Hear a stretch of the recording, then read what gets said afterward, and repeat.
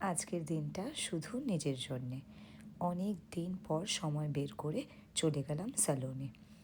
চেহারার খুব বাজে অবস্থা, তার মধ্যে আরও অসুস্থ লাগছে। মাথায় তেল দিয়েছি।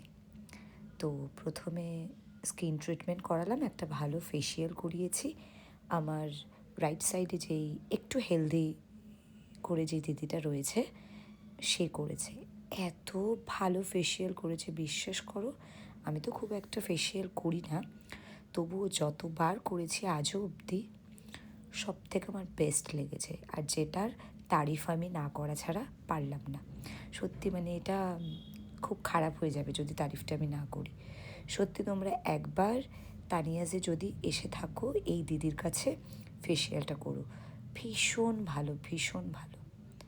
মানে খুব আজকে স্ট্রেস রিলিফ হয়েছি আমি লিটারেলি। তারপর হেয়ার ওয়াশ করলাম। আর হেয়ার ওয়াশটাও একদম স্পার মতোই করে দেয় এদের। মোটামুটি সব সার্ভিসই আমার নেওয়া।